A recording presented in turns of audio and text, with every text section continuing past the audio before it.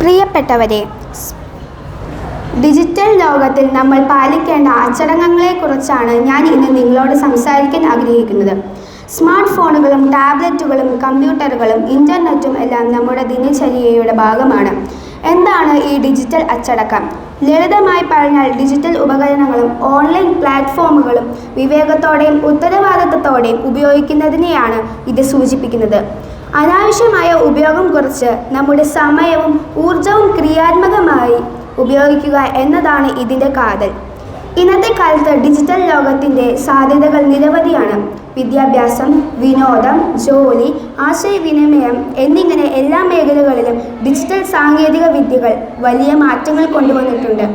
എന്നാൽ ഈ സാങ്കേതിക വിദ്യയുടെ അമിതവും അനിയന്ത്രിതവുമായ ഉപയോഗം പലപ്പോഴും ദോഷകരമായി മാറാറുണ്ട്.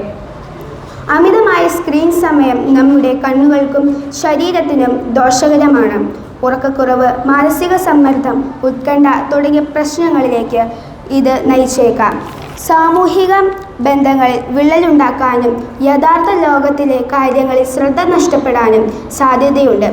വ്യാജ വാർത്തകളും സൈബർ ആക്രമണങ്ങളും വ്യക്തിഗത വിവരങ്ങളുടെ ദുരുപയോഗവും ഡിജിറ്റൽ ലോകം ഉയർത്തുന്ന മറ്റു വെല്ലുവിളികളാണ്.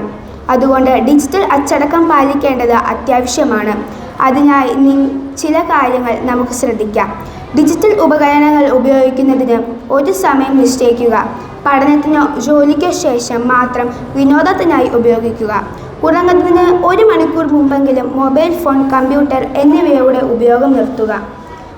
ഓൺലൈനിൽ നമ്മുടെ വ്യക്തിഗത വിവരങ്ങൾ പങ്കുവയ്ക്കുമ്പോൾ അതീവ ജാഗ്രത പാലിക്കുക. പുസ്തകങ്ങൾ വായിക്കുക, വ്യായാമം ചെയ്യുക, സുഹൃത്തുക്കളോടും കുടുംബങ്ങളോടുമൊപ്പം ചെലവഴിക്കുക തുടങ്ങിയ ഓഫ്ലൈൻ പ്രവർത്തനങ്ങളിൽ ശ്രദ്ധ കേന്ദ്രീകരിക്കുക. കുട്ടികളെ ഡിജിറ്റൽ ഉപകരണങ്ങൾ ഉപയോഗിക്കാൻ പഠിപ്പിക്കുമ്പോൾ തന്നെ അതിൻ്റെ പരിമിതികളെക്കുറിച്ചും ദോഷങ്ങളെക്കുറിച്ചും അവരെ ബോധവൽക്കരിക്കുക. ഡിജിറ്റൽ ലോകം നമുക്ക് നൽകുന്ന അവസരങ്ങൾ ചെറുതല്ല, എന്നാൽ അത് എങ്ങനെ ഉപയോഗിക്കുന്നു എന്നതിലാണ് നമ്മുടെ വിജയം. അച്ചടക്കത്തോടെയും ഉത്തരവാദിത്തത്തോടെയും ഡിജിറ്റൽ സാങ്കേതിക വിദ്യയെ ഉപയോഗിച്ചാൽ നമുക്ക് ആരോഗ്യകരവും സന്തോഷകരവുമായ ജീവിതം നയിക്കാൻ സാധിക്കും. നന്ദി.